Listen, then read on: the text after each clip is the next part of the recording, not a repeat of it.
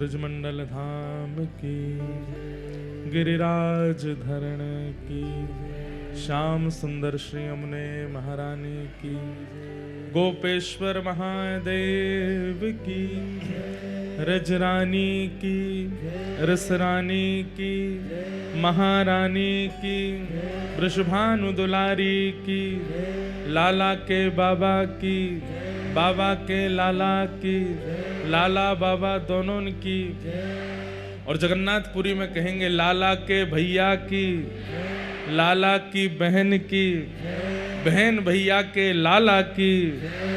जय जय श्री राधे द्वारिकाधीश की जय। परम मंगल में परात प्रखलेश्वर अकारण करुणा वरुणालय भक्त वांछा कल्पतरु तरित्वित विनिंदित पीताम्बरधारी श्री बाल कृष्ण लाल की, प्यारे जगन्नाथ महाप्रभु की वांगमयी शब्दमयी प्रतिमूर्ति हमारे मध्य में विराजमान श्रीमद् भागवत महापुराण को बारंबार प्रणाम। संत जनों की परम कृपा से आप सब भगवत वृंदों की परम इच्छा से हमारे ओम प्रकाश जी और उनका पूरा परिवार, समस्त सारस्वत परिवार, इन सबके मधुर संकल्प के फलस्वरूप हम आप सब लोग गोपाल जी के पावन जन्मोत्सव के उपलक्ष्य में श्री जगन्नाथ पुरी धाम में लीलाचल पर्वत के समीप महोदधि समुद्र नारायण भगवान के तट पर अविराजित होकर के मधुरतम भागवत कथा का रसस्वादन पान कर रहे हैं। ये हमारा परम सौभाग्य है। आज कथा का पंचम दिवस यहाँ प्रारंभ हो रहा है और आज परम पूज्य श्री रघुवीर दास जी महाराज, महंत श्री बलराम कोट एवं श्री जगन्नाथ मंदिर परिचालन समिति के सदस्य महाराज जी मंच पर विराज रहे हैं। महाराज जी को बारंबार प्रणाम, बारंबार वंदन।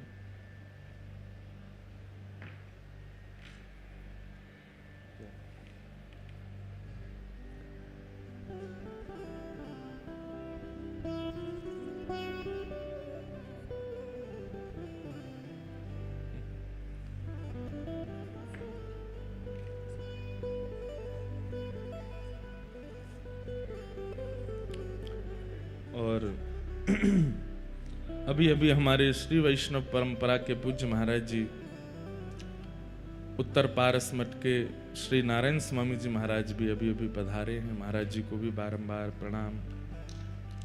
हमारे श्री वृंदावन बिहारी लाल जी के परम सेवायत पूज्य गोस्वामी जी महाराज भी विराजमान हैं, उन्हें भी बारंबार प्रणाम। साथ ही श्री शुभानंद जी महाराज का तो प्रथम दिन से ही आशीष कथा को प्राप्त हो रहा है, महाराज जी को भी वंदन। महाप्रभु जगन्नाथ जी की अति कृपा हम आप सब लोगों पर हुई है। कलिकाल के जीवों पर कल्याण करने के लिए महाप्रभु जगन्नाथ जी यहां विराजमान हैं। माता गुंडीचा के बार बार रोकने पर भी महाप्रभु जगन्नाथ जी कहते हैं कि मैं साल में एक बार मैया आपके पास आ जाऊंगा, लेकिन मुझे जगत उद्धार करने के लिए मंदिर में बैठना पड़ेगा। विचार कर सकते हैं आप कि ठाकुर जी मंदिर में प्रतिष्ठित अविराजित कोई भोजन करने के लिए नहीं है, कोई आपकी दान दक्षिणा लेने के लिए नहीं है। जो भी आपको प्राप्त है वो उन्हीं की कृपा है। केवल इसलिए विराजमान है कि हमारे किसी भी अंग का दर्शन करके जीवात्मा का उद्धार हो जाए। हमने एक बार कथा में बताया भी था। अभिषेक कहाँ है? वो एक श्लोक है ना जो महाप्रभु जी के नेत्रों के दर्शन से ये होता है, वो भेजो हमें। एक बहुत सुंदर श्लोक है। अगर किसी के कोई भी ग्रह खराब चल रहे हों, किसी की शनि की 7.5 चल रही हो, किसी का मंगल दोष चल रहा हो, किसी के कोई दोष चल रहे हो, उस व्यक्ति को नियमित रूप से जगन्नाथ जी का दर्शन करना चाहिए। और जरूरी नहीं है कि महाप्रभु जी का दर्शन आप यहीं आकर के करो। श्री जगन्नाथ रूप सबसे सुप्रसिद्ध स्वरूप है ठाकुर जी का पूरे भारत में। महाप्रभु जगन्नाथ जी का स्वरूप सबसे ज्यादा प्रसिद्ध है। दक्षिण से लेके उत्तर तक, पूर्व से पश्चिम तक कहीं भी ऐसा स्थान नहीं जहां महाप्रभु जगन्नाथ जी बैठे ना हो। किसी भी नगर शहर ऐसा कोई होगा नहीं जहां जगन्नाथ जी नहीं बैठे हों, सब जगह होंगे और सब इनके रूप को जानते हैं। आप किसी को एक बार को श्रीनाथ जी का चित्र दिखाओगे तो हो सकता है कोई व्यक्ति उनको ना पहचान पाए।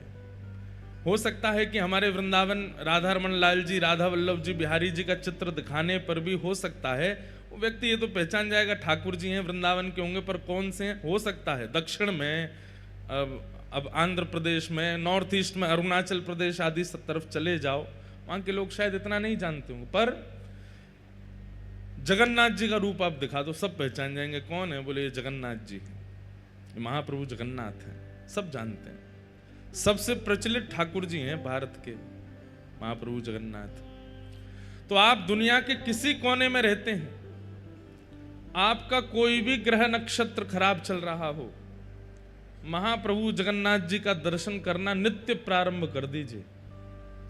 आपका वही ग्रह जो अत्यंत पीड़ादायी चल रहा है, अत्यंत कष्टदायी चल रहा है, महाप्रभु जगन्नाथ जी के नित्य दर्शन से सब मंगल हो जाएगा। संपूर्ण श्लोक है उस भाव पर कि कौन से अंग का दर्शन करने से कौन से ग्रह की निवृत्ति होती है, या कौन सा ग्रह जो बिगड़ रहा होता है वो पवित्र हो जाता है।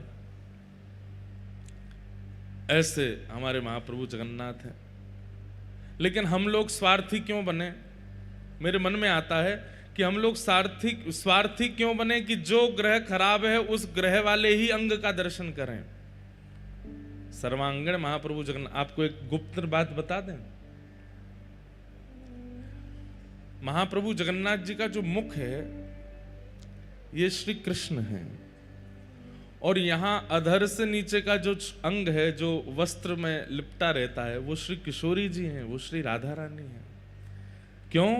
क्योंकि वस्त्रों के भीतर जो महाप्रभु जी का स्वरूप है वो गौर वर्ण है, और वस्त्रों के ऊपर जो महाप्रभु जी हैं ये श्याम वर्ण है। इसलिए राधा कृष्ण मिलत तनु है श्री महाप्रभु जगन्नाथ जी। इसीलिए महाप्रभु जी साड़ी पहनते हैं। महाप्रभु जगन्नाथ जी क्या पहनते हैं? साड़ी पहनते हैं। अगर उनकी पोशाक देखो तो बगलबंदी नहीं पहनते, पीताम्बरी नहीं पहनते। महाप्रभु जगन्नाथ जी वो तो इतने सारे वेश यहाँ पर हैं, लेकिन कभी आप दर्शन करो तो ऐसा खूब लंबे थान का वस्त्र ऐसे डाल करके ठाकुर जी बैठते हैं जैसे कुछ साड़ी पहन के आए हों। महाप्रभु जी तो ऊपर विराजमान है, और किशोरी जी तो हमारी सब जगह अंतर्मुखी ही हैं, सब जगह प्रकट रूप में दिख नहीं रही हैं हमारी किशोरी जी। वृंदावन में भी श्री बिहारी जी के बगल में गादी रूप में किशोरी जी हैं, राधा वल्लभ जी के बगल में गादी रूप में किशोरी जी हैं, श्री राधा रमन जी के बगल में मंजरी नाम रूप में किशोरी जी हैं। किशोरी जी का प्रकट दर्शन प्राचीनतम किसी भी मंदिर देवालय में आपको विशेष रूप से प्राप्त नहीं है। सब जगह किशोरी जी अंतर्मुखी हैं, घूंघट करके बैठी हैं। यहां किशोरी जी कहां है? तो जगन्नाथ महाप्रभु के मुख के नीचे का जो भाग है बिल्कुल गौर वर्ण है, वही श्री किशोरी जी हैं, वही श्री राधा रानी। सब लोग इधर देखो, हमारे ब्रज में तो किशोरी जी ने गिरिराज जी उठाए, यहां तो जगन्नाथ जी किशोरी जी ने उठा रखे हैं। जगन्नाथ जी को मुखमंडल किशोरी जी ने धारण कर रखो सबको दर्शन देने के लिए। और एक बात और कहते हैं बंधुओं, महाप्रभु जगन्नाथ जी को गीत गोविंद इतना प्रिय क्यों है? इतना प्रिय गीत गोविंद है महाप्रभु जी को कि उस समय गीत गोविंद के बड़े नियम हैं, बहुत ध्यान से सुनिए सब लोग। जो भी कोई गीत गोविंद का एक सर्ग का भी पाठ करते हैं उनको बहुत ध्यान धरना चाहिए कि आप किस स्थान पर बैठकर के गीत गोविंद बोल रहे हैं। क्योंकि श्री नाभाजी महाराज भक्तमाल जी में कहते हैं, ता सुनवे राधा रमण अवश्य पधारे। गीत गोविंद सुनने के लिए ठाकुर जी अवश्य आते हैं, और महाप्रभु जगन्नाथ जी की तो प्रसिद्धि है कि गीत गोविंद कहीं गाया जाता है किसी भी रूप में सही महाप्रभु जी वहां आ जाते हैं। तो व्यक्ति को विचार करना चाहिए कि वह गीत गोविंद का पाठ स्थान, समय, परिस्थिति सब देख करके कहे कि अगर मैं यहां गीत गोविंद का पाठ करूंगा तो कहीं जगन्नाथ जी को आने में कष्ट तो नहीं होगा। अब आप गाड़ी चला रहे हैं और गाड़ी चल रही है आपकी 100 की स्पीड पे और आप गीत गोविंद गा रहे हो, तो गीत गोविंद गा तो आप रहे हो, लेकिन 100 की रफ्तार में जब गाड़ी चला रहे हो, ठाकुर जी को कितनी तेज भाग करके आना पड़ेगा आपके पास, वो श्रमित ना हो जाए। उनको कष्ट नहीं होगा, लेकिन हमको विचार करना चाहिए। आप किसी ऐसे स्थान पर बैठे हैं जहां पवित्री नहीं है, शुद्धता नहीं है, बिल्कुल गंदगी पड़ी हुई है और आपके गीत गोविंद चल रहे हैं, तो महाप्रभु जी को वहां आना पड़ेगा। उसका विचार कीजिए। कभी भी गीत गोविंद कर सकते हैं, लेकिन थोड़ा प्रयास करके आसपास देख लीजिए कि महाप्रभु जगन्नाथ जी अगर आएंगे तो उनको कोई कष्ट तो नहीं होगा, तभी गीत गोविंद गाइए। अगर आप गा देते हैं तो उसमें पाप कोई नहीं है, लेकिन एक प्रेमी का स्वभाव होता है कि वो अपने प्रियतम को कष्ट नहीं देना चाहता। महाप्रभु जगन्नाथ जी को कहीं कष्ट ना हो जाए, इसलिए चलते फिरते, उठते बैठते, खाते पीते, हंसते सोते जागते समय करने में कोई अपराध नहीं, पर करना नहीं चाहिए, क्योंकि महाप्रभु जी को फिर श्रमित होना पड़ता है। इसलिए हमने नियम बताया कि गीत गोविंद जब भी करो, पास में एक आसन लगाओ, शुद्ध आसन जिस पर कोई विराजा ना हो, उस शुद्ध आसन पर सुंदर इत्र लगाओ, इत्र लगा करके महाप्रभु जगन्नाथ जी का आवाहन करो, उसके बाद गाओ। देख लीजिए गाड़ी खड़ी हो, सुंदर छाया हो, बहुत टीक दोपहरी पड़ रही हो, चिलचिलाती धूप निकल रही हो, महाराज पैर बाहर धरे नहीं जा रहे हैं, खुद तो 16 टेम्परेचर पे एसी चला के बैठे हो, और उस समय गीत गोविंद गाने लगे, महाप्रभु जी को दौड़ के आना पड़ेगा। उनको धूप में वो विचार नहीं करेंगे कि धूप है, ताप है, आंधी तूफान बारिश क्या है, वो तो आ ही जाएंगे। इसलिए इन सब भावों का विचार करते हुए ही गीत गोविंद का पाठ करना चाहिए। महाप्रभु जी को गीत गोविंद क्यों प्रिय है? क्योंकि संपूर्ण गीत गोविंद महाकाव्य में जयदेव महाप्रभु ने किशोरी जी के चित्त में जो प्रेम है ठाकुर जी के लिए वही गाया है। किशोरी जी के चित्त में जो प्रेम है, किशोरी जी जिस लीला का चिंतन करती रहती हैं सदैव। अब गीत गोविंद का जो हम लोग एक सर्ग गाते हैं, उस सर्ग में एक पंक्ति आती है,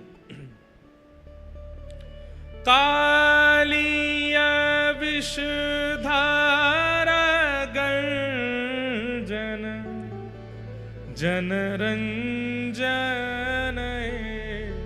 जनरंजन।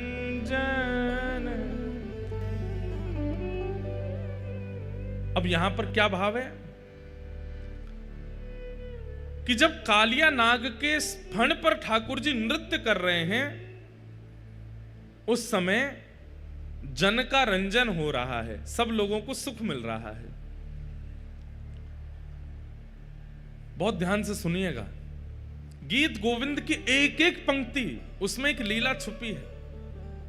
पर आचार्यों ने और गुरुजनों ने हमसे मना किया है कि गीत गोविंद का ज्यादा प्रवचन मत कीजिएगा। क्यों? क्योंकि गीत गोविंद में ऐसी अंतरंग अंतरंग बातें हैं कि उन बातों को सबको सुनाने का अधिकार नहीं है।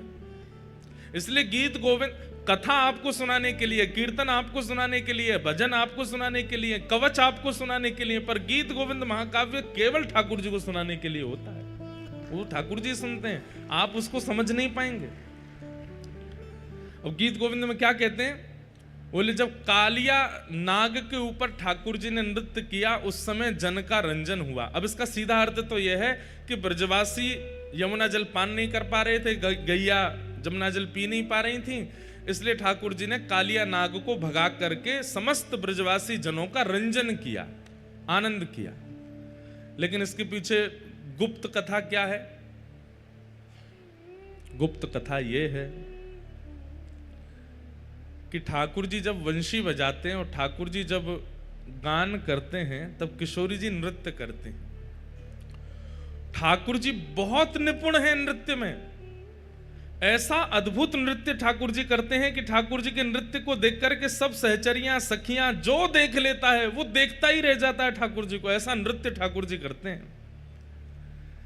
लेकिन जैसे ही किशोरी जी नृत्य करना प्रारंभ करती हैं तो ठाकुर जी अपना नृत्य भूल जाते हैं, किशोरी जी को देखते हैं। तब ठाकुर जी ने किशोरी जी के चरणों में प्रणाम करके कहा कि हे श्यामाजू, मुंह पे नेक कृपा करो। बोले कहा कृपा करें? बोले इतना बढ़िया आप नृत्य करो, जे नृत्य मोह को सिखाए दो।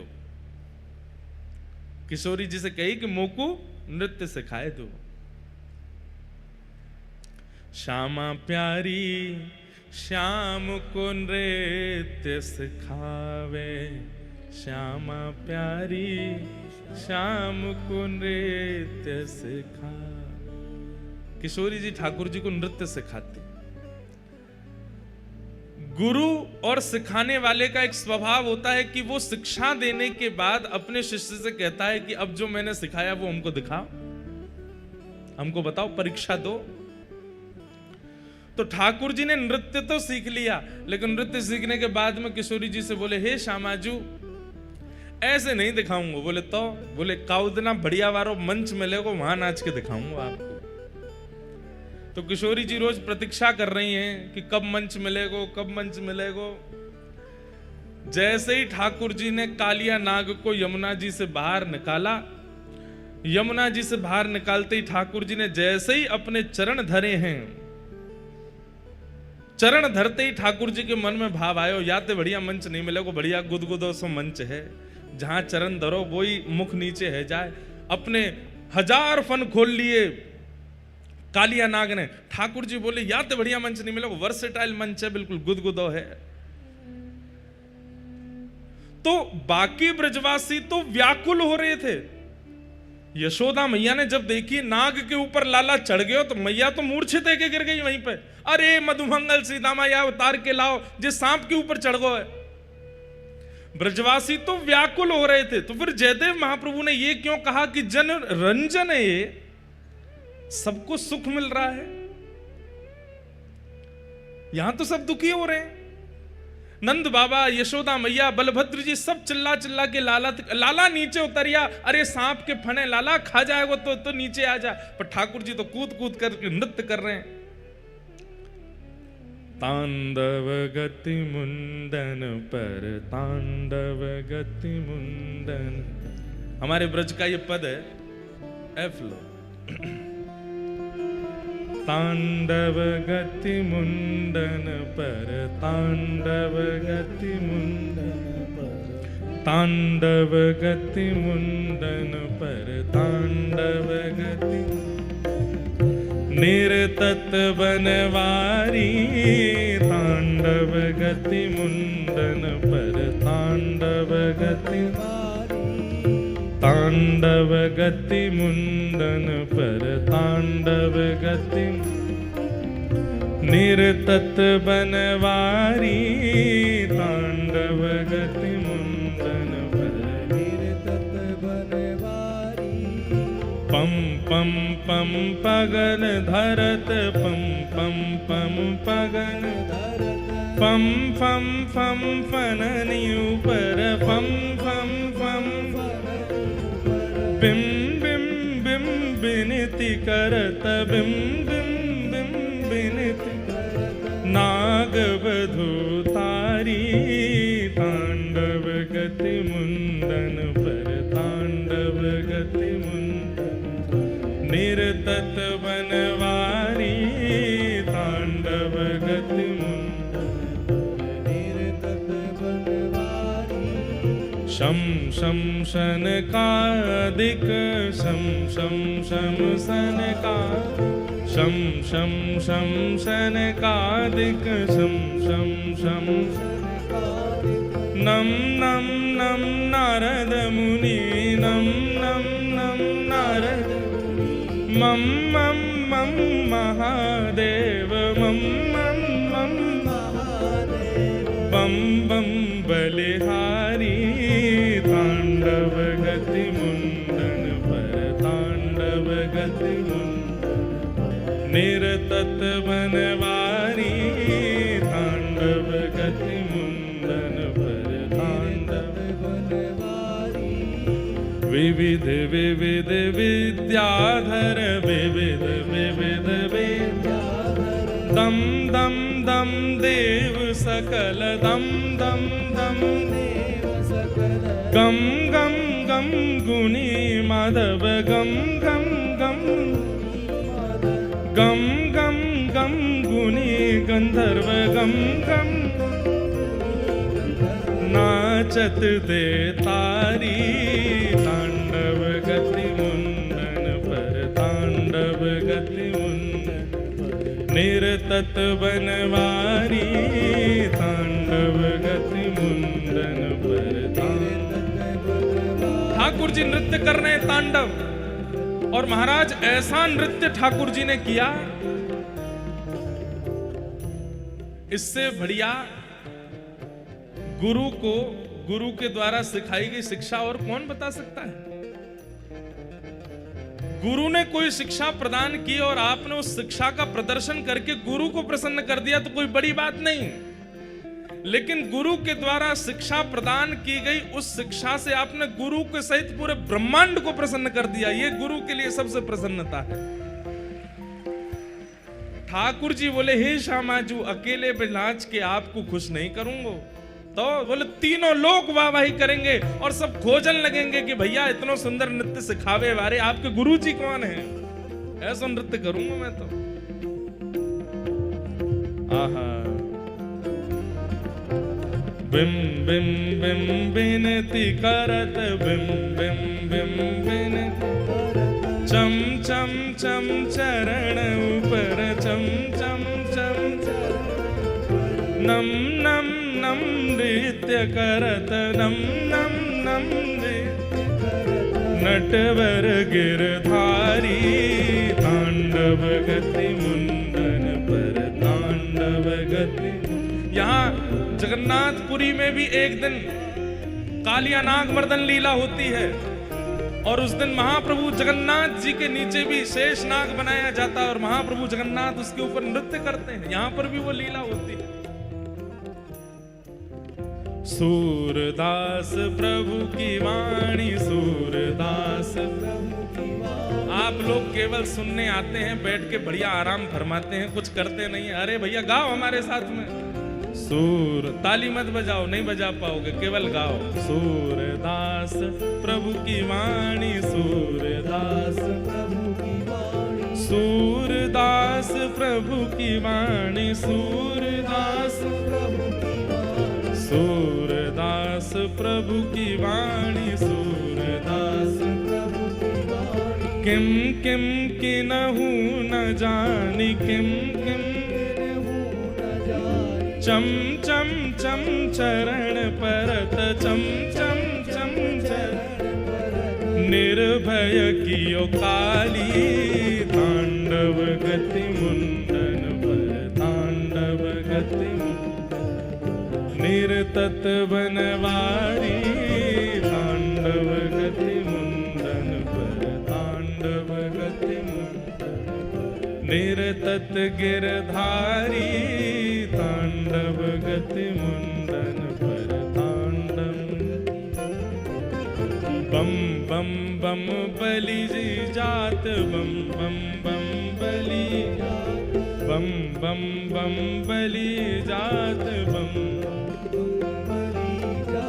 रम रम रम राधा प्यारी रम रम रम राधा प्यारी रम रम रम राधा प्यारी रम रम राधा प्यारी मम मम मम मधुर स्वर मम मम मम मधुर स्वर मम मम मम मधुर स्वर मम मम मधुर स्वर गावत पिय प्यारी तांडव गति मुंडन पर तांडव गति मुंडन निरतत बनवारी तांडव गति मुंडन पर तांडव गति तांडव गति मुंडन पर तांडव गति मुंडन निरतत गिरधारी तांडव गति तांडव गति मुंडन पर।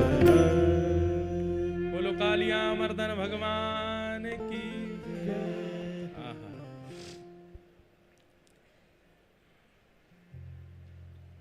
कालिया विषधर गंजन जन रंजन यदुकुल नलिन दिनेन दिनेश जय जय देव हरे।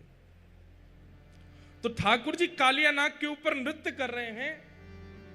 उस समय किसका जनरंजन हो रहा है? किशोरी जी का रंजन हो रहा है। और किशोरी जी पीछे खड़ी खड़ी मंद मंद मुस्कुरा रही हैं। आहा, ठाकुर जी ज्यों ज्यों चरण धरते हैं ब्रजवासियों के तो प्राण हलक में आ जाते हैं। ऐसी बड़ी जीव निकार है कालिया नाग।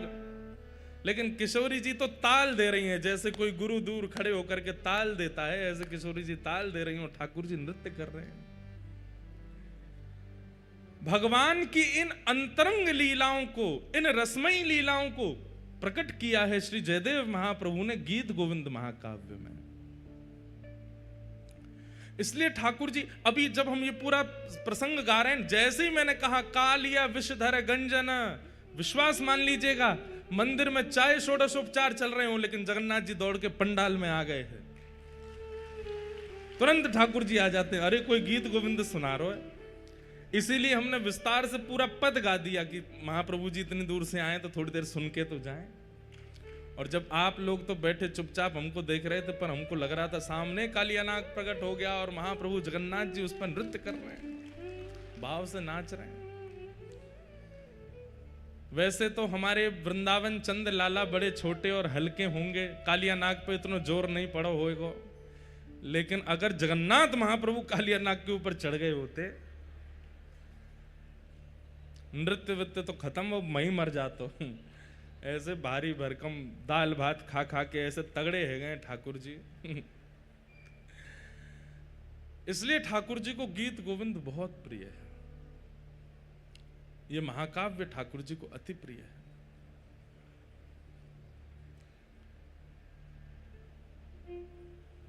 ऐसे महाप्रभु जगन्नाथ जी ये राधा कृष्ण मिलत तनु हैं।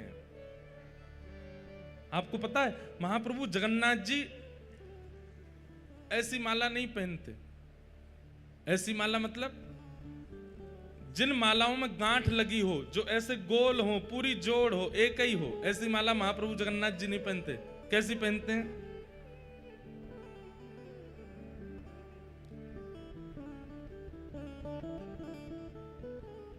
ऐसी माला पहनते हैं जो खुली हुई हो, जिनमें गांठ ना लगती हो। उसके पीछे दो तीन कारण हैं। पहला कारण, महाप्रभु जगन्नाथ जी कहते हैं भैया मैं कोई के बंधन में ना हूं, मुंह बांधो मत, मैं कोई के बंधन में ना हूं। इसलिए ठाकुर जी गांठ की माला नहीं पहनते, खुली माला पहनते हैं। और इसका सबसे उचित और सबसे विशेष कारण महाप्रभु जगन्नाथ जी कहते हैं, बोले भैया मेरे भक्त मोकू पुकारें, मेरे भक्त मोकू बुलावें, और कहीं गीत गोविंद को पाठ चल रहे होगो और कहीं मैंने गांठ की माला पहनी और मुंह दौड़वे में कहीं ये इरज गई, कहीं रुक गई, कहीं मुंह को रोक लियो तो मुंह को पहुंचे हुए में विलंब हो जाएगो। ऐसी माला पहनाओ कि तुरंत ने एक झटका में ही उतर जाए और मैं दौड़ के जाऊं अपने भक्त की रक्षा को। इसलिए ठाकुर जी ऐसे पहनते हैं। चैतन्य महाप्रभु, आप लोग सब जाते हैं मंदिर दर्शन करने के लिए, तो गरुण स्तंभ जहां पर श्री गरुण जी विराजमान हैं, उनके पीछे देखेंगे बड़ी भीड़ लगती है, वहीं से लोग घूम घूम के जाते हैं दर्शन। उसकी महिमा स्कंद पुराण में है। मैंने एक दिन कहा था कि गरुण जी आचार्य हैं, आचार्य सन्निधि में आप दर्शन करोगे तो ही महाप्रभु जी आपको देखेंगे। बिना गरुण जी के अगर आप दर्शन करने के लिए गए तो आप जगन्नाथ जी को देखोगे, जगन्नाथ जी आपको नहीं दिखेंगे, आपको नहीं देखेंगे, क्योंकि जगन्नाथ जी तो आचार्यों को देखते हैं और आचार्यों की सन्निधि में जो होता है उस पर दृष्टि अपने आप पड़ जाती है। भाई इत्र किसी ने लगा रखा है, आप उसके गले लग जाओ तो थोड़ी सुगंधी आप में भी आ जाएगी ना। आचार्य जन, गुरुजन, ये सब तो इत्र लगा करके आए हैं, इनकी सुगंधी तो सबको सुगंधित करती है। पर कई बार इत्र लगाए व्यक्ति के साथ चल रहा होता है ना व्यक्ति, तो हम लोगों को भ्रम हो जाता है, पता नहीं दोनों में से किसने इत्र लगाया। हो सकता है साथ वाले ने इत्र लगाया हो। तो भक्ति की महक तो आ रही आचार्यों से, पर आचार्य की उंगली पकड़ के जब हम चलते हैं तो ठाकुर जी को भ्रांति हो जाती है कि ये महक आचार्य में तैयार रही है कि संगवारी में तैयार रही है, और इस कारण से आचार्य चरण की वजह से हम पर दृष्टि पड़ जाती है महाप्रभु जी की। गरुण जी आचार्य हैं, उनके पीछे जाकर के जब आप महाप्रभु जी को देखो, भले ही महाप्रभु जी का एक कोना दिखे, एक नेत्र ही दिखे, आप भीतर जाके सर्वांगीण जगन्नाथ जी का दर्शन कर लोगे, उसका इतना महत्व नहीं है जितना गरुण जी के पास खड़े होकर के एक छोड़ को देखने का महत्व है। एक अंग ही दिख जाए महाप्रभु जी, तो वहां गरुण स्तंभ श्री चैतन्य महाप्रभु अपने जीवन काल में 2 बार भीतर गए हैं बस। बहुत ध्यान से सुनिएगा, श्री चैतन्य महाप्रभु अपने संपूर्ण जीवन काल में 2 बार जगन्नाथ भगवान के समीप गए हैं। एक बार जब पहली बार आए थे, जब पहली बार मायापुर नदिया ग्राम से श्री जगन्नाथ श्री चैतन्य महाप्रभु यहां पधारे, तो जहां से नील चक्र दिखना प्रारंभ हुआ वहीं से ही चैतन्य महाप्रभु दोनों भुजा उठा करके दौड़ने लगे, और इतनी द्रुत गति से दौड़े कि महाराज खूब प्रयास किया लोगों ने रोकने का, लेकिन नहीं रोक पाए। सिंह द्वार से प्रवेश किया, सिड्डियां ऐसे लांग रहे थे जैसे मानो कितनी इनके बड़े बड़े चरण हो, 4-4 सिड्डियां एक साथ चढ़ रहे थे, और ऐसी द्रुत गति में परिक्रमा लगा करके दौड़ करके आए और भीतर प्रवेश किया। गरुण स्तंभ के पीछे से दौड़ते हुए एक दोहरी पार, दूसरी दोहरी पार, तीसरी दोहरी पार, चौथी दोहरी में भीतर प्रवेश करके महाप्रभु जगन्नाथ जी को अंक से लगा लिया। पुजारी लोग दौड़े, अरे अरे अरे चिल्ला रहे थे सब लोग। यहां पे जब आप लोग भीतर दर्शन करने गए एक आध दिन, भीतर मतलब गर्भगृह में तो नहीं जाना चाहिए, चाहे कोई ले भी जाए तो भी नहीं जाना चाहिए। पहले तो गर्भगृह के दर्शन होते थे, हमने किए हैं गर्भगृह में अंदर जाके, महाप्रभु जगन्नाथ जी को स्पर्श भी किया है, लेकिन हमारे पुरी शंकराचार्य भगवान की आज्ञा कि भाई गर्भगृह में जीवित शालिग्राम है, अगर कोई सामान्य अंदर प्रवेश करेगा तो श्री शालिग्राम भगवान पर चरण रखने का उसको अपराध लगेगा। इसलिए केवल सेवायतों को अधिकार है, वो जा सकते हैं, बाकी किसी को नहीं जाना चाहिए। लेकिन चैतन्य महाप्रभु सीधे दौड़ करके गए और महाप्रभु जगन्नाथ जी को अपने अंक से लगा करके वहीं मूर्छित होकर गिर पड़े। तो जब आप लोग भीतर जाते हैं तब देखा होगा यहाँ के जो सेवायत कर्मी होते हैं वो कैसे चिल्लाते हैं, ए, जोर से चिल्लाएंगे, हाथ में लिए जोर जोर से मारेंगे डंडाओं को, उनको लगेगा कि हम ही पिटने वाले हैं एकाध देर में। ऐसे चैतन्य महाप्रभु जब भीतर चले गए तो सब चिल्लाए, अरे अरे कौन आया कौन आया कौन आया।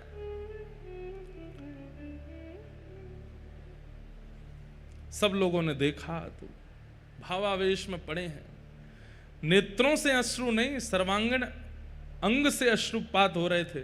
सब लोग उनको उठाने लगे, तभी वहां पर सार्वभौम भट्टाचार्य जी खड़े थे। उन्होंने कहा रुको रुको रुको, स्पर्श मत करो, देख नहीं रहे हो प्रेम के अष्ट लक्षण इनके अंग में से प्रकट हो रहे हैं, शरीर कांप रहा है, आंखों से अश्रुपात हो रहे हैं, इनकी आत्मा इनमें है पर इनका ध्यान यहां नहीं है, इनके नेत्र ऊपर की ओर चढ़ गए हैं, ये प्रेम की अवस्था में पहुंच गए, आप इनको कैसे उठा सकते हैं। तब महाप्रभु भीतर गए। उसके बाद फिर सार्वभौम भट्टाचार्य जी अपने घर ले गए, सब उनके सेवक गण आ गए। उसके बाद महाप्रभु जी ने सदा गरुण स्तंभ के पीछे से ही दर्शन किया। आज भी वहां 3 उंगली दीवार पर बनी हुई है महाप्रभु जी की।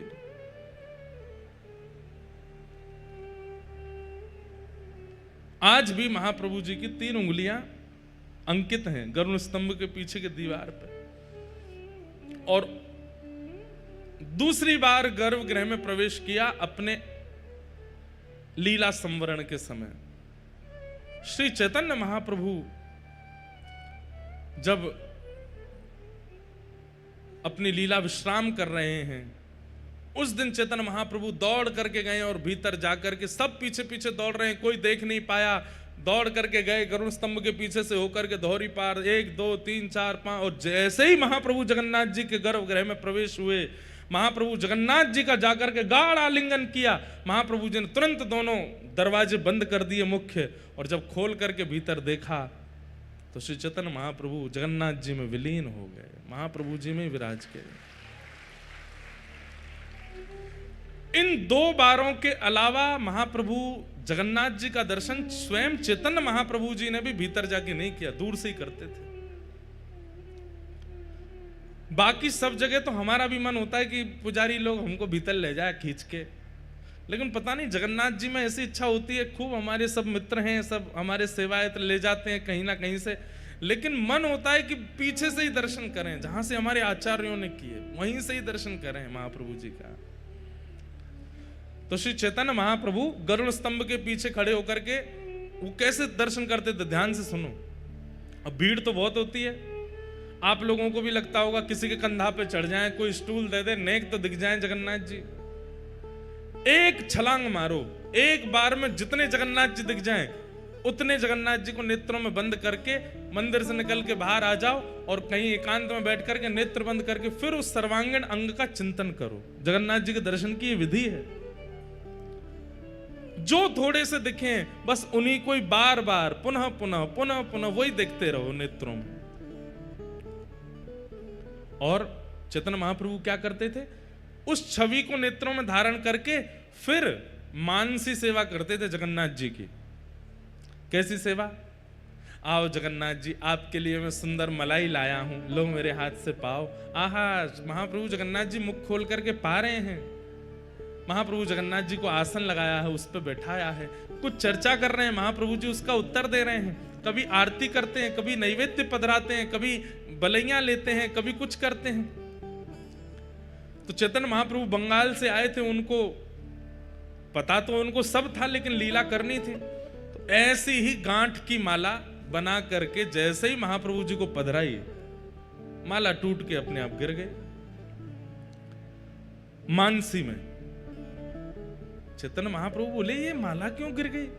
कोई नहीं ठाकुर जी, मैं दूसरी माला लाऊं। फिर से बगीचा में गए, मानसी में ही वहां से सुंदर पुष्प चयन करके लाए, फिर से माला बनाई, बना करके जैसे ही महाप्रभु जी को बने फिर टूट के गिर गई। अब कोई 10-5 फूलों की माला तो बनती नहीं है जगन्नाथ जी की, कम से कम नहीं तो 400-500 पुष्प लगते होंगे तब एक माला बनती होगी, इतनी विशाल माला पहनते हैं। चैतन्य महाप्रभु बोले, इतनी देर हो गई, आप माला धारण क्यों नहीं कर रहे हैं? यहाँ पूरे बगीचा के बगीचा खत्म होते जा रहे हैं, आप माला क्यों नहीं पहन रहे? मानसी में कर रहे हैं सेवा। तो मानसी में बैठकर के महाप्रभु जी चिंता कर रहे हैं कि जगन्नाथ जी माला क्यों नहीं पहन रहे हैं। तो यहाँ 5 सखा हैं श्री जगन्नाथ जी के। कल हमने एक सखा की चर्चा सुनी, श्री बलराम दास। ऐसी एक सखा और हैं, उनका नाम है श्री जगन्नाथ दास। तो वो जगन्नाथ दास जी बाहर घूमते घूमते आए और चैतन्य महाप्रभु के बगल में बैठ करके बोले,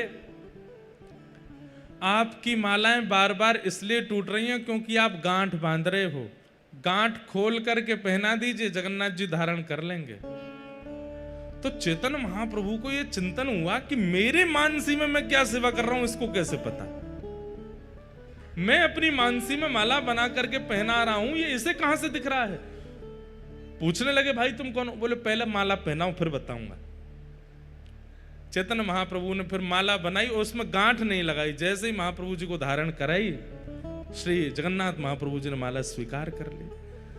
अब आरती नैवेद्य करने के बाद में जैसे ही आंख खोल कर, भैया तुमको कैसे पता कि हमारी मानसी में क्या चल रहा है?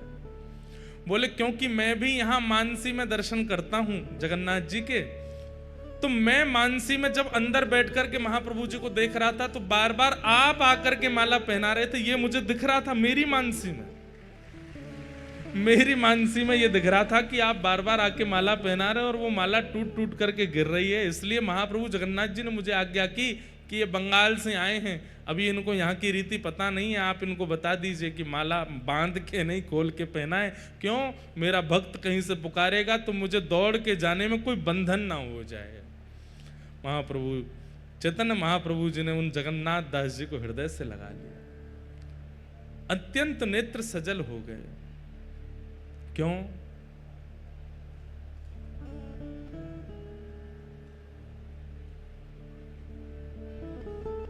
जो हरि को प्रिय है वो हमें अतिशय प्रिय हो जाए तो हरि के भी हम प्रिय हो जाते हैं। समझ में आई बात? जो ठाकुर जी को प्रिय हैं वो अगर हमारे प्रेमी बन जाएं तो उनके नाते से ठाकुर जी के हम प्रेमी बन जाएंगे। चैतन्य महाप्रभु ने उनको हृदय से लगा लिया, बोले जय हो जगन्नाथ दास जी, आप तो इतने अत्यंत प्रिय हैं श्री जगन्नाथ जी के, आपको सब पता है उनकी मानसी में क्या सेवा होती है, क्या होता है, आप मेरे हृदय में झांक करके देख लेते हैं, मैं आपको प्रणाम करता हूं। तो महाप्रभु जगन्नाथ जी ने, महाप्रभु चैतन्य महाप्रभु ने सदैव जगन्नाथ महाप्रभु का दर्शन गरुड़ स्तंभ के पीछे से ही किया, वहीं से दर्शन करना चाहिए। लेकिन जो शास्त्रों में आज्ञा है कि महाप्रभु जी का दर्शन करने से कौन कौन से ग्रह नक्षत्र ठीक होते हैं, ध्यान से सुनो। भास्करो दक्षिण नेत्रम वाम नेत्रम बधूपमन मंगल नासिका क्षेत्रम बुद्ध अधर मेव च बृहस्पति तिलकम च स्वर्णमंडितम शुक्र चतुष्कृण पुत्र शनि सर्वांग विस्तार राहु किरीट रूपम च मकराकृत रेव च कस्तुष्व भुजंगाकारं कुंडली नागरूपक एवं च नव समाहार ग्रह रूपी दनार्दनम। दाएं आंख में सूर्य का निवास है। श्री जगन्नाथ महाप्रभु की दायना नेत्र जब आप देखते हैं तो आप साक्षात सूर्य का दर्शन कर रहे हैं। बाएं नेत्र में चंद्रमा का निवास है, ये दोनों सूर्य चंद्र हैं। जगन्नाथ महाप्रभु की जो नासिका है ये मंगल ग्रह है। जिनको मंगल दोष हो वो खूब सर्वांगीण अंग का दर्शन करो, परंतु बार बार महाप्रभु जी की नाक ही देखते रहो, आपका मंगल ग्रह पवित्र हो जाएगा। और अधर बुध ग्रह है, ये मुखमंडल अधर जो है ये बुध हैं, इनका दर्शन करने से बुध पवित्र होते हैं। महाप्रभु जगन्नाथ जी का तिलक जो है ये गुरु बृहस्पति ग्रह हैं, ये बृहस्पति हैं। तिलक का दर्शन करने से बृहस्पति ग्रह मंगलकारी हो जाते हैं। महाप्रभु जगन्नाथ जी के मुख के जो चारों कोने हैं, दो इधर और दो इधर, ये कोने जो हैं, मुख के चारों कोण जो हैं वो शुक्र ग्रह हैं, उनका दर्शन करने से शुक्र ग्रह पवित्र हो जाता है। महाप्रभु जगन्नाथ जी का जो संपूर्ण काला वर्ण है, जो कृष्ण कांति दिखती है नेत्रों के बीच में और यहाँ मुखमंडल के ऊपर, ये काली कांति जो है ये शनि ग्रह है। जिनको शनि की 7.5 चलती हो वो महाप्रभु जगन्नाथ जी के उस काले वर्ण का ही दर्शन करते रहे। महाप्रभु जगन्नाथ जी का जो स्वर्ण किरीट मस्तक पर लगाया जाता है यहाँ पर, वह राहु ग्रह है, उसको दर्शन करने से राहु की दशा मंगलमयी हो जाती है। मुख के नीचे का संपूर्ण जो श्री विग्रह जिन्हें किशोरी जी का रूप माना जाता है, उनका दर्शन करने से क्रेतु ग्रह पवित्र होते हैं। ऐसे महाप्रभु जगन्नाथ जी के सर्वांगीण अंग का यदि कोई व्यक्ति नित्य दर्शन करता है, उसके कोई भी ग्रह हानिकारक नहीं होंगे, सब मंगलकारक हो जाएंगे। ऐसे महाप्रभु जगन्नाथ जी का स्वरूप है। इसलिए आप दुनिया के किसी भी कोने में रहिए, महाप्रभु जगन्नाथ जी का नित्य दर्शन किया कीजिए। और इसी भाव से करो, पहले दोनों नेत्रों का दर्शन करो, फिर अधर का दर्शन करो, फिर ठाकुर जी के चारों कोने का दर्शन करो, फिर काली माँ का दर्शन करो, नासिका का दर्शन करो, सर्वांगण अंग में यहाँ पर जो स्वर्ण किरीट उसका दर्शन करो, तिलक का दर्शन करो, फिर नीचे के अंग का दर्शन करो। सर्वांगीण जगन्नाथ जी को देख करके नमस्कार करके अपने कार्य में प्रस्तुत हो जाओ। आपके सारे ग्रह प्रतिकूल क्यों होते हैं? क्योंकि ग्रह को जो अनुकूलता आपसे चाहिए वो उन्हें मिल नहीं रही है। जैसे शनि की साढ़े साती बुरी नहीं होती, कई लोगों की शनि की साढ़े साती होती है, वो उन 7 सालों में ही चरम स्थिति को प्राप्त कर लेते हैं यदि उनके काम अच्छे होंगे तो। ग्रह का प्रसन्न होना बहुत आवश्यक है, और इन ग्रहों को प्रसन्नता मिलती है जब महाप्रभु जगन्नाथ जी का सर्वांगीण अंग का व्यक्ति दर्शन कर लेता है। ग्रह सब अनुकूल हो जाते हैं। ग्रह कहते हैं भैया इसको काय को परेशान करें, काय को दुखी करें, छोड़ो याको, ये जगन्नाथ जी को है को याके सब मंगल मंगल करो। तो ऐसे महाप्रभु जगन्नाथ जी हैं, उन्हें हम बारंबार प्रणाम करते हैं। बोलो महाप्रभु जगन्नाथ की। नंदस्त्वात्मज उत्पन्ने जाताह्लादो महामना, आहूय विप्रान् वेद ज्ञान स्नातः सुचिरलंकृतः, वाचयित्वा स्वस्तेनं जातकर्मात्मजस्य वै, कारयामास विधिवत् पितृदेवार्चनं तथा। नंद बाबा के लाला भयो है। कल तो कितने आनंद आए भैया, जो लोग आज आए हैं कल नहीं आए थे, अब हम उनको क्या बताएं कि कल उन्होंने क्या गवा दिया। कल इतना सुख महाप्रभु जगन्नाथ जी ने कराया, अनुकूल वातावरण हो गया, मंदम मंदम जलधारा आकाश से गिर रही थी, यहाँ दधी काना मचा था। अब तो हमारी प्रसिद्धि हो गई, हर कथा में यजमान कहते हैं दधी काना करो। मैंने कि भैया सब जगह नहीं होता है, जहाँ पे हमको सुख मिलता है हम वहीं करते हैं, जहाँ पे हमारे लाल जी का मन होता है वहीं होता है। मन था। और वैसे एक बात बोलें, जितने भी हमारे उड़ीसा के वैष्णव जन यहाँ कथा में आ रहे हैं, कौन कौन है जो उड़ीसा से कथा में पधारे? हाथ ऊपर करो। देखो कितने सबरे उड़ियावासी हैं। आप सब लोगों के लिए हम एक और खबर सुना दें। आगामी वर्ष की स्नान पूर्णिमा पर हम पुनः कथा करने के लिए जगन्नाथपुरी आ रहे हैं, और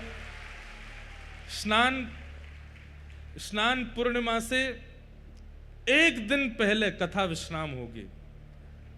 एक दिन पहले कथा विश्राम हो जाएगी, और फिर स्नान पूर्णिमा जब अपनी स्नान वेदी पर आकर के महाप्रभु जगन्नाथ जी बैठेंगे, सब लोग जाएंगे, बढ़िया प्रेम से महाप्रभु जी का दर्शन करेंगे, स्नान यात्रा होगी, और ऐसे हम लोग यहाँ सुख, वहाँ जगन्नाथ जी को स्नान करा के आएंगे, और फिर यहाँ वापस जहाँ पे भी कथा होगी, जिस भी स्थान पे कथा होगी, वहाँ पे पंडाल में आके फिर गिरधर लाल जी की स्नान पूर्णिमा करेंगे, उनको स्नान कराएंगे, और फिर महाप्रभु जगन्नाथ जी, फिर गिरधर लाल जी के स्नान के बाद फिर हम सबरे जाकर के महोदधी में स्नान करेंगे। तो ऐसा क्रम बन रहा है कि महाप्रभु जगन्नाथ जी की स्नान पूर्णिमा पर इस बार कथा का क्रम। स्नान पूर्णिमा पता क्या है? श्री जगन्नाथ जी का हैप्पी बर्थडे है, जगन्नाथ जी का जन्मोत्सव है। महाप्रभु जगन्नाथ जी गुंडीचा महारानी के यहाँ पर जो इस विग्रह में प्रकट हुए वो स्नान पूर्णिमा के दिन ही हुए, और उस दिन महाप्रभु जी का जन्मोत्सव माना जाता है। तो बहुत जल्दी है, अब तो कुछ ही महीने रह गए हैं, फिर आएंगे महाप्रभु जी के सामने, खूब बढ़िया मधुरतम आनंद करेंगे, कथा सुनेंगे, और फिर प्रयास करेंगे। वैसे तो देखो स्नान पूर्णिमा और रथ यात्रा इतनी भयंकर चिलचिलाती गर्मी पड़ती है जगन्नाथपुरी में, और गर्मी तो गर्मी पड़ती है, इतने पसीना आते हैं हमने तो अनुभव किया है कि शरीर शांत ही नहीं रहता है।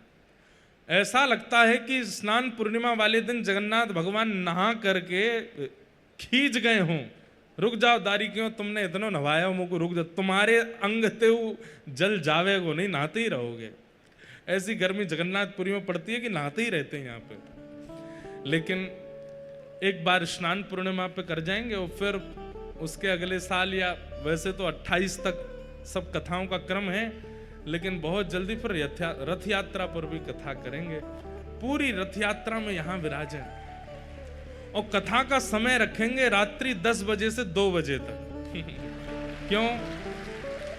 पूरे दिन तो रथ यात्रा में रहेंगे, सोने का काम नहीं है, निद्रा हम लोगों से बहुत दूर रहती है पूरे दिन रथ यात्रा करेंगे, रात में कथा सुनेंगे, और 1 घंटा 2 घंटा जितना सत्संग हो जाए अच्छा है। उस दिन सब बस बातें ही किया करेंगे, आज रथ यात्रा में क्या अनुभव किया, आज महाप्रभु जी क्या कर रहे थे, आज जगन्नाथ जी का कैसा भाव था। ऐसे हमारे जगन्नाथ महाप्रभु के चरणों में पुनः स्नान पूर्णिमा पर आएंगे। अभी से आप सब लोग अपनी तैयारी कर लीजिएगा, खूब प्रेम और भाव से महाप्रभु जी को फिर कथा सुनाने के लिए आएंगे। नंद बाबा के लाला भयो, सब ब्रजवासी आनंद में भर गए और आनंद में भर करके नंद रानी यशोदा को बधाई दे रहे हैं, मैया यह धन धर्म ही ते पायो, नीके राख यशोदा मैया नारायण घर आयो। अरे मैया तेरे घर साक्षात नारायण आए हैं, या तू नीके राख, नीके मतलब संभाल के रख मैया। ठाकुर जी जैसे ही 6 दिना के भय पूतना आई, भगवान ने पूतना के पयोधर का पान करके पूतना का मर्दन कर दिया। बंधुओं अभी खरगोन में कथा चल रही थी, इतना सुंदर भाव आया। हमारे पूज्य नाना जी बताते कि पूतना मर्दन से सब लोगों के चित्त में एक भावना तो आ गई कि बताओ जन्म लेती 6 दिना में राक्षसी आ गई, पर वास्तविकता में पूतना माध्यम बनाई थी ठाकुर जी ने। क्यों? अब सुनो, लाला प्रकट भये और इतने सुंदर हैं, इतने सुंदर हैं, ऐसा लगता है कि कोई कपड़ा में लपेट करके नीलमणि लेकर के यशोदा मैया घूम रही है। नीली नीली कांति प्रकट होती है ठाकुर जी में से। कहां तक कहें, नंद बाबा को भी हाथ पांव जोड़ने पड़ते हैं। यशोदा मैया तब नेक मुख दिखावें, छुपा के रखती है, मैं लाला को नहीं दिखाऊंगी। सब ब्रजवासी बाहर चिल्ला रहे हैं, रो रहे हैं, मैया हमको दर्शन करा दे, लाला एक बार तो दिखाई दे कैसो है। तो मैया अटारी पे गई और अटारी पे जैसे ही लाला को लेकर के आई, महाराज ब्रजवासी बावड़े है गए, बोले मैया जल्दी वस्त्र हटाए दे, लाला को ऐसे करके दिखाए दे। तब मैया ने नेक वस्त्र हटा के केवल ठाकुर जी के चरण दिखाए, मुख तब भी नहीं दिखाया। चरण देख करके जैसे ही छिपा करके मैया भीतर ले गई, ब्रजवासियों को तो ऐसा लगा अत्यंत प्यास में केवल 4 बूंद पानी पिलाए करके पानी हमसे छीन लियो। अब तो और व्याकुल हो गए। ब्रजवासी गा भी रहे, नाच भी रहे और रो भी रहे। क्यों? मैया दर्शन नहीं करा रही लाला को। क्यों? यशोदा मैया कह रही है, इतनो प्यारो, इतनो सुंदर, इतनो मधुर है मेरो लाला, मैं कोई को नहीं दिखाऊंगी, नजर लग जाएगी मेरे लाला को। लेकिन फिर भी हर जगह वीवीआईपी लोग होते ही हैं, वो कहीं ना कहीं से जैक लगा करके भीतर पहुंचे ही जाते हैं। नंद बाबा के उस काल में भी कुछ लोग चले गए भीतर, और कुछ लोग नहीं, बहुत लोग चले गए जो लाला का दर्शन कर आए। अब लाला का दर्शन करके बाहर आने वाले लोग, अब जिनको दर्शन नहीं हुआ वो उनको चिढ़ावें, अरे नेत्र तो लाला के ऐसे हैं, कान तो ऐसे हैं, नासिका तो ऐसी है, होठ तो ऐसे हैं, लाला की उंगलियां तो ऐसी हैं, पाम तो ऐसे हैं। तो जिनने दर्शन नहीं किए बेचारे और रो में, और सब रो रो करके यशोदा मैया कह रहे, मैया हमें दर्शन कराए थे। चलो गोपी ग्वालों को तो कभी ना कभी ठाकुर जी दिखे ही जाएंगे। नंद बाबा ने एक व्यवस्था कर दी, भाई धीरे धीरे भीतर जाते जाओ, लाला के दर्शन करते जाओ। सबको दर्शन का सुख भी मिल गया, लेकिन उस समय व्याकुल हो गई कौन? नंद भवन की गैया। गौशाला में बैठी भाई गैया सब रुदन करने लगी, बोले ये मानव कितने निष्ठुर हैं, सबरे भीतर जाए जाए करके लाला को दर्शन कर रही हो, हम गैया हमारे सामने भूसा रखो, रोज सानी कर जामे, गैया बस भूसो खाती रहो, दूध देती रहो, अरे हम दर्शन करने लाला के, हम कैसे जामे? तो कहते हैं चौथे दिन में तो ब्रजवासियों को दर्शन लाभ मिल गया, तो 5वें दिन गैया रम्माने लगी। गैया रम्मा रम्मा करके गोपाल जी से कहने लगी, लाला हमें दर्शन दो, हमें दर्शन दो, हमें दर्शन दो। ठाकुर जी बोले, अरे मेरी प्यारी गैया इतनी व्याकुल है रही है, इनको मैं दर्शन कैसे दूं? तभी ठाकुर जी को पता चली पूतना आ रही है। भगवान बोले, आ जा, यही को माध्यम बनाऊंगा। और 6वें दिन जैसे ही पूतना आई, सुंदरी बनकर के आई, भगवान को पयोधर पान कराने लगी, तो ठाकुर जी ने प्राणी समम रोष समन्वितो पिबत, जैसे ही पूतना के प्राण पीने शुरू किए तो राक्षसों का एक स्वभाव होता है, वो कितना भी रूप बदलें, प्राण पीते ही वो अपने आकार और अपने स्वरूप में प्रकट हो जाते हैं। भगवान ने जैसे ही प्राण धीरे धीरे पीने शुरू किए, पूतना की सुंदरता चलती चली गई, उसका कद बढ़ता चला गया, इतना कद बढ़ गया कि नंद भवन में आ नहीं पा रही थी। तभी वो बाहर निकलने का मार्ग ढूंढने लगी, तभी पीछे के मार्ग से बाहर निकली, विशाल विकराल रूप धारण कर लिया पूतना ने। और जैसे ही विशाल पूतना बनी है, पयोधर पर ठाकुर जी लटके हैं, तो दूर दूर तक जितने लोगों ने ठाकुर जी का दर्शन नहीं किया था और गौशाला में बैठी गैयाओं ने दर्शन नहीं किया, सब ने नेत्र उठा करके देखा और गोपाल जी के सबको दर्शन हो गए थे, सबको दर्शन हो गए। ठाकुर जी की प्रत्येक लीला में एक रहस्य छिपा है। पूतना मारना विशेष नहीं था, ठाकुर जी बोले ऊंची सिड्डी चाहिए मुझको, कहां जाऊं, कोई ऊंची मंजिल वाली इमारत चाहिए जहां ते मैं सबन को दिख जाऊं, तो बोले लग जाए यही को बनाऊं। तो उसके प्राण पी करके इतनी विशाल कर दी पूतना कि ठाकुर जी उसके पयोधर पर लेटे भये हैं और वहीं से गैया दर्शन कर रही है, नेत्रों से अश्रुपात कर रहे हैं। जितनों को ठाकुर जी के दर्शन नहीं हुए, सब ने ठाकुर जी देख लिए उस दिन। पूतना मरी, मरने के बाद जब सब ब्रजवासी गए तो लाला को लेकर के सब ब्रजवासी इनके मन में आई कि लाला को नजर तो नहीं लग गई होगी, अरे मैया तुम्हारे लाला को नजर लग गई होगी। बोले कहाँ करें, कोई वैद्य के पास चलें, कोई ओझा के पास चलें। बोले वैद्य ओझा के पास कहाँ जानो, हमारे ब्रजमंडल की सबसे बड़ी वैद्य तो गैया है, गैया के पास चलो। और गौशाला में उस दिन पहली बार श्री गोपाल जी का प्रवेश हुआ है। इसलिए ठाकुर जी का छठी उत्सव जो लोग मनाते हैं उनसे हमारी प्रार्थना, घर में मत मनाओ, मंदिर में मत मनाओ, आंगन में मत मनाओ, गैया की गौशाला में जाके मनाओ, क्योंकि ठाकुर जी की छठी उत्सव गौशाला में मनी है। ठाकुर जी ने छठे दिन पहली बार गौशाला में प्रवेश किया, नंद भवन से और कहीं नहीं गए, गौशाला में गए। और वहां जाकर के क्या हुआ तो वर्णन करते हैं, गौमूत्रेण स्नापित्वा पुनर्गौरज सार्वकम, गौमूत्र से ठाकुर जी को स्नान कराया गया। मतलब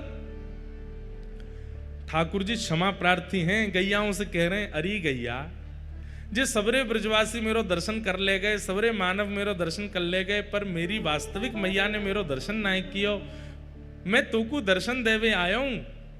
और जब हम किसी के सामने कृतज्ञ होते हैं तो क्या करते हैं, दीन बनते हैं। बहुत ध्यान से सुनना, हम किसी के सामने जब कृतज्ञ होते हैं तो हम दीन बनते हैं।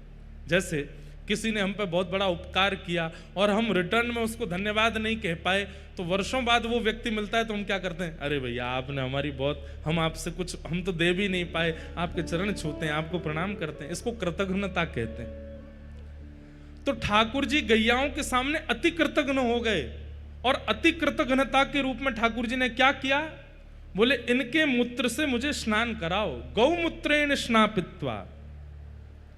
ठाकुर जी ने मूत्र से स्नान किया और गौमूत्र से स्नान करने के बाद पुनर्गौरज सार्वकम, गैया के चरणों की रज उठा उठा करके गोपियां, अब देखो गोपियां तो अपने मन से क्रिया कर रही हैं, पर वास्तविक में गोपियों का मन नहीं है, ये ठाकुर जी की योजना है। गोपियां कह रही मैया गौमूत्र से स्नान है, अब लाला को नजर नहीं लगेगी। तब दूसरी गोपी बोली अरे नाय मैया, मेरो तो मन ऐसा कहवे, लाला की प्रत्येक उंगली प्रत्येक अंग में गैया की रज और लगाओ, जितनी अलाए बलाएं नजर होंगी सब चली जाएंगी। गोपियां अपने मन से क्रिया कर रही हैं, पर ये सब तो ठाकुर जी कृतज्ञता कर रहे हैं कि 6 दिनाते मैंने तुम्हें दर्शन नहीं दियो, मेरा अपराध स्वीकार करो। तो ठाकुर जी ने गौमूत्र से स्नान किया और गौरज उठा करके माथे से, अंग से, हस्त कमल से, नाभि से, चरणों से, सब जगह ठाकुर जी लगा रहे हैं। उस समय 9 लाख गायों के नेत्रों से अश्रु प्रवाह हो गया। कितने प्यारे हैं ठाकुर जी, सबका विचार करते हैं। अरे आप कहेंगे ये तो फिर भी चैतन्य है, ठाकुर जी जड़ पर भी कृपा करते हैं। आगे आप कथा सुनेंगे, ऊखल में बांध दिया जब यशोदा मैया ने, 2 वृक्ष खड़े थे, नलकूवर और मणिग्रीव, बंधुओं एक बात बोलें, अधिकतर तीर्थों में, धामों में जितने भी वृक्ष हैं वो सामान्य वृक्ष नहीं है। तीर्थों में, धामों में जितने भी वृक्ष हैं वो दो रूपों में हैं। बहुत ध्यान से सुनिएगा। पहला, या तो कोई ऋषि, या तो कोई भक्त, या तो कोई महापुरुष, उनकी इच्छा थी कि मैं सदा इस धाम में रहूं और इसका कभी त्याग ना करूं, ऐसी कृपा मुझ पर कर दो। और इसी भाव से उन्होंने भजन किया, तो उनके भजन के प्रभाव से ठाकुर जी ने उन्हें वृक्ष बना करके भेज दिया। बोले रहो अब सदा यहीं रहो, लोगों को छाया रूप में सेवा करते रहना। और हमारे धाम, आप कहेंगे किसने मांगा ऐसा वरदान? उद्धव जी। आशा महो चरण रेणुज श्याम हम श्याम वृंदावने किमपि गुलमलतौषधीनाम। उद्धव जी महाराज कहते हैं वृंदावन का पौधा बना दो, वृक्ष बना दो। क्यों? ताकि जब जब हवा चले तो इन ब्रजवासियों की रज उड़ उड़ करके मेरे तन को पवित्र करती रहे। तो किसी भी तीर्थ धाम में कोई भी वृक्ष है, अगर तीर्थ के क्षेत्र के भीतर उसका प्राकट्य हुआ है तो इसका मतलब या तो वो कोई ऋषि है, संत है, वो तीर्थ धाम में अखंड निवास की भावना से वृक्ष बन करके आए हैं। पहली बात। और दूसरी बात, कई बार भक्तों से अपराध बन जाता है, कई बार ऋषियों से अपराध बन जाता है, कई बार वैष्णवों से अपराध बन जाता है। तो उस अपराध का उन्हें दंड यह मिलता है कि वो तीर्थ में वृक्ष बन के खड़े होते हैं। धूप, ताप, वर्षा सब उनको सहनी पड़ती है। इसलिए तीर्थों में, धामों में जो भी वृक्ष दिखते हैं उन सबको प्रणाम करो, क्योंकि वो निश्चित ही कोई भगवत भक्त ही है। नल कुंवर मणिग्रीव ये कौन है? कुबेर के पुत्र। इनके द्वारा एक अपराध हुआ था और उस अपराध के कारण नारद जी ने इनको शाप दे दिया कि तुम जाकर के वृक्ष बन जाओ। और यही दोनों गोकुल में वृक्ष बन के खड़े थे। ठाकुर जी ने ऊखल बंधन लीला करके खिसक खिसक करके गए और दोनों वृक्षों का स्पर्श करके दोनों को मुक्त करके ठाकुर जी ने उनका उद्धार कर दिया। इसलिए हमारे वृंदावन में आप देखेंगे जो भजनानंदी महात्मा हैं, कभी उनको उनके पीछा करिएगा। ऐसे पीछा मत करना, मतलब कभी वो निकलते हो ना, थोड़ी दूरी बनाकर के पीछे पीछे चलना और उनको देखना है कैसे चलते हैं। तो आप देखेंगे उन महात्मा के मार्ग में जितने भी वृक्ष आएंगे सबको प्रणाम करेंगे, सबको दंडवत करेंगे।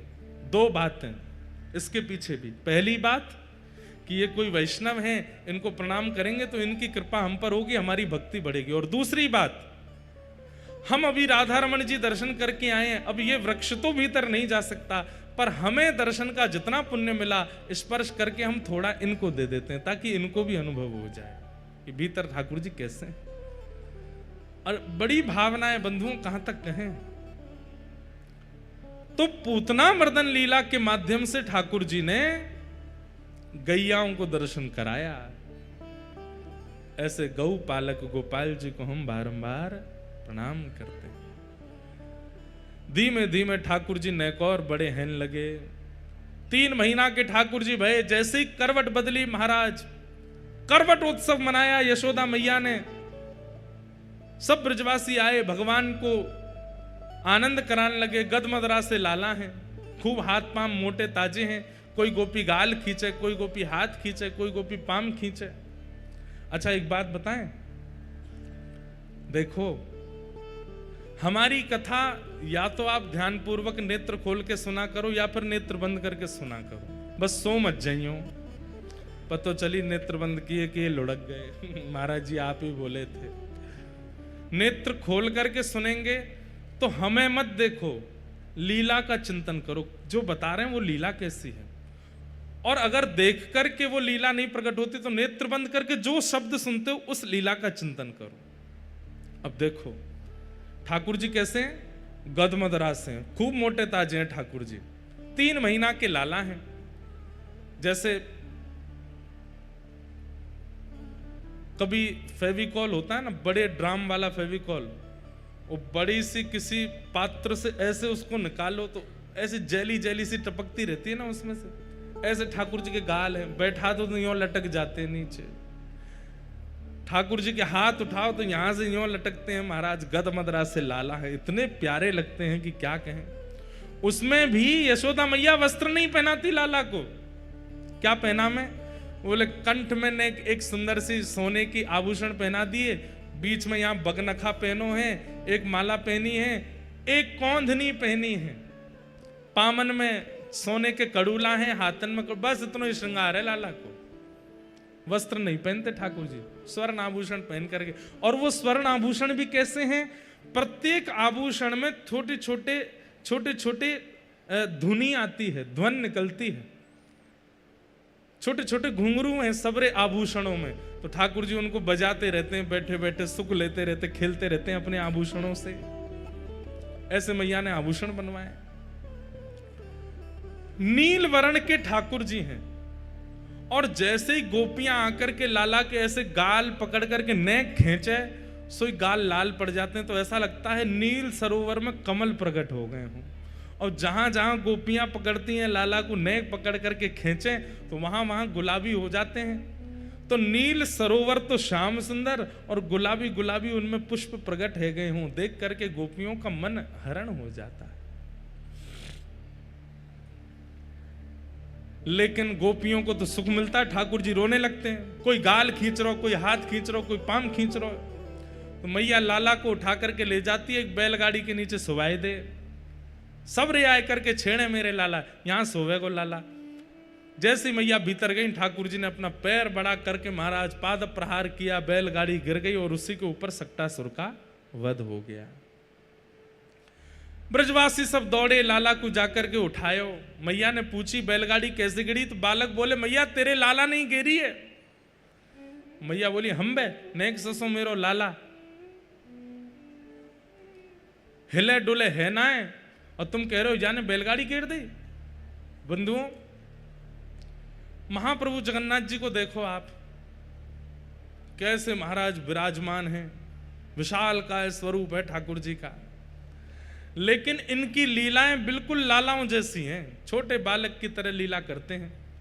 रथ यात्रा में जब निकलते हैं ठाकुर जी, तो हम लोगों को तो बाहर पहुंडी दिखती ठाकुर जी की, आगे पीछे ऐसे घूमते हैं।